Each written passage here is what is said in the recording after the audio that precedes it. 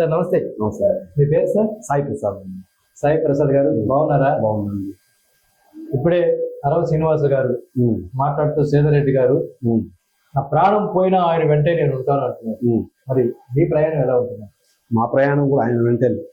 మేము కూడా 10 సంవత్సరాల నుంచి సేదరెడ్డి గారితోనే మేము కూడా ఉన్నాము. ఆయన ఎలా అంటే అలాగే. ఆయన ఎందుకంటే ఆయన మెయిన్ ప్రజల మనిషి. ప్రజల మనిషి అంటే ఎవరు ఉన్నారంటే నాకు తెలిసి 175 మంది ఎమ్మెల్యేలు నాకు తెలిసి ఆయనే. అతను చెప్పినట్టు ఈ రోజు కూడా ఫోన్ చేసి రానా ఈరోజు మా ఇంటికి భోజనం రానా అంటే వస్తున్నాం సాయి అని చెప్పి ఎవరు అనే వ్యక్తి తెలియకుండా నేరుగా వచ్చి భోజనం చేసే వ్యక్తి మా ఎమ్మెల్యే గారే.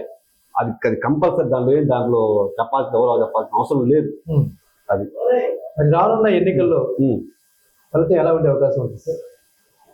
ఖచ్చితంగా అండి. దాంట్లో ఏమో 50,000 ఓట్లు ఖచ్చితంగా మెజార్టీ. ఆయన తిరగబలే చేయబడలేదు. ఆయన ఏమి ప్రచారం చేయబడలే. ఎందుకంటే ఆయన ప్రజల మనిషి అంతే. అది దాన్ని మనం ఏం చెప్పలేదు.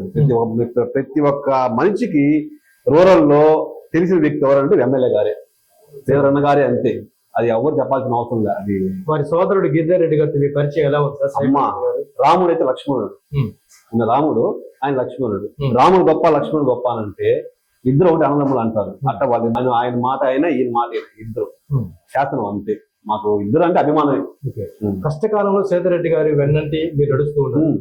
రేపు ఆయనకి మంచి రోజులు వస్తే మీ జీవితాలు కూడా బాగుపడుతుంది ఆశిస్తాను. ఖచ్చితంగా అండి. ఎందుకంటే 15 నెలలు ఇంకా అధికారం ఉంటే ఎవరైనా ఈ రోజుల్లో మనం ఎంత సంపాదించుకోవాలని చూసే వాళ్ళే ఉన్నారు. కానీ ఇంకా అధికారం ఉన్నా కూడా నాకు వద్దు, అధికారం వద్దు. ఏం చేశారు మా రూరల్ ప్రజలకి? ఏం చేశారు? జొన్నవాడ కల్జూరు రేవు గారు ఏం చేశారు? దర్గా గారు ఏం చేశారు? ఏం చేయకపోకుండా ఆయన ఏమని అడగగలరు? ప్రజల్ని ఏమని మాట్లాడాలి అని 15 నెలలు నాకు వద్దు, అధికారం వద్దు నాకు అని వదులుకొని వచ్చిన వ్యక్తి మా శ్రీధరన్న. అదే నిర్ధారణ ఉంది. అది తెలుస్తూనే ఉంది అందరికీ. ఆయన సంపాదించుకోవాలనుకుంటే 15 నెలలు ఎంత సంపాదించుకోకూడదు? ఈ 10 ఏళ్ల కాలంలో సేదరెడ్డి గారు తన సొంత నిధులతో కొంతమంది ఖర్చు చేశారు. ఎమ్మెల్యేగా ఉన్నప్పుడు ప్రభుత్వ తరఫున కొన్ని పనులు చేసినట్టు. ఆయన చేసిన పనుల్లో మీకు ఇష్టమైన పని ఏంటి సార్? ఆయన ఇష్టమైన అంటే మన గణేష్ గారి దగ్గర కార్తీక మాసంలో మా అందరి పిలిచి కార్తీక మాసం మన గిరగాలమ్మ గుడి దగ్గర బ్రహ్మాండం చేశారు. 1,000 లక్షల మంది వచ్చారు దానికి.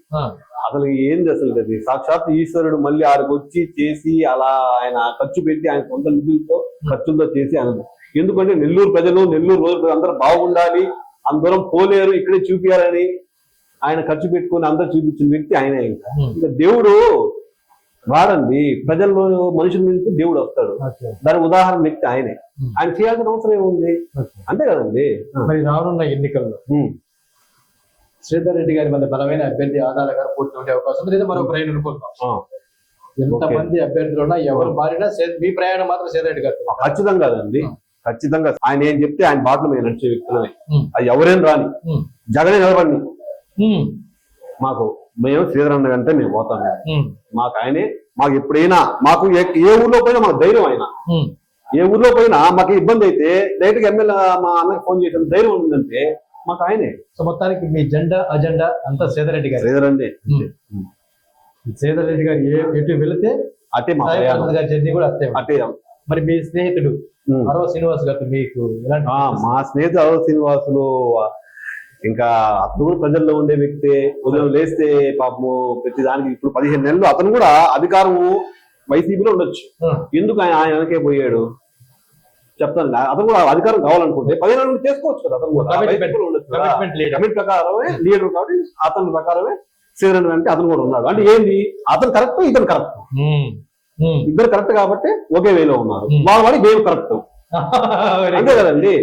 మేము వద్దనుకుంటే మీరు నాయకుడు ఉన్నాను, అనే వద్దు వైసీపీ అధికారాన్ని వదులుకొని సేదరెడ్డి గారు వచ్చేసారు కాబట్టి ఈయన కూడా అధికారాన్ని వదులుకొని సేదరెడ్డి గారితో వెళ్ళారు. మీరు కూడా ప్రభుత్వాన్ని పక్కన పెట్టి శ్రీనివాస్ గారితో మీ జర్నీ చేశారు. సో ముగ్గురు ప్రయాణం ఒకే రకంగా ఉంటుందండి. ముగ్గురు ప్రయాణాలు మా రూరల్ 24 డివిజన్ 70-80% ప్రజల ప్రయాణాలు అంతా మేమంతా ఒకే దారి మీద ఉన్నాం. ఓకే, ఇంతకీ మీ డివిజన్ లో శ్రీధర్ రెడ్డి గారికి మీరు ఎంత మెజార్టీ తీసుకొచ్చే అవకాశం ఉంది? మా 24 15,000-16,000 మంది.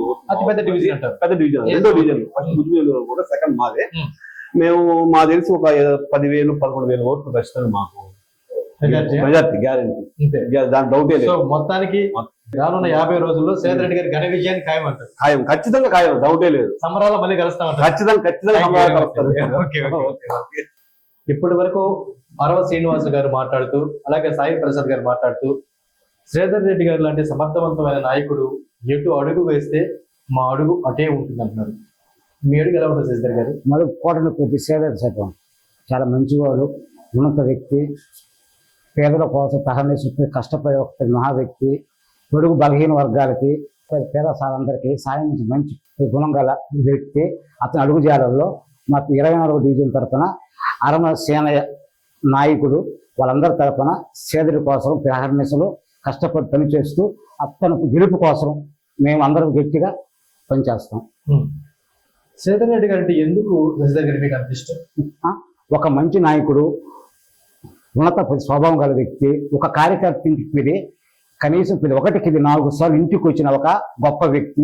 అందరూ ఉన్నారు నాయకులందరూ ఒక కార్యకర్త ఇంటికి ఇంచుమించు 5 ఏళ్ల పరిపాలన ఉన్నప్పుడు ప్రతి దగ్గరికి వచ్చి కార్యకర్తకి బాగోడు మాట్లాడుతూ ఏమి కావాలి ఏం చేయాలని ఒక మంచి వ్యక్తి, అంటే ఒక కార్యకర్తకి విలువిచ్చే ఒక గొప్ప వ్యక్తి కోటనపల్లి శ్రీధర్ రెడ్డి గారు. పార్టీలకు అతీతంగా అతని మీద ఉండే ప్రేమ అనురాగాన్ని బట్టి ప్రతి ఒక్క కార్యకర్తకు 24 డివిజన్ అందరికీ పార్టీలకు అతీతంగా శ్రీధర్ రెడ్డి మాకు కావాలని చెప్పి నినాదంతో గట్టిగా పనిచేస్తాం. శ్రీధర్ గారు గెలిపిస్తారు ఖచ్చితంగా 50,000 పైచిలకు మెజార్టీతో కోటనపల్లి శ్రీధర్ రెడ్డి గారిని మేము ఖచ్చితంగా అతను అడుగుజాలలో కొద్ది నడుస్తూ అతను విజయం కోసము ఖచ్చితంగా మేము పాటుపడతాం. ఓకే శ్రీధర్ గారు, థ్యాంక్ యూ.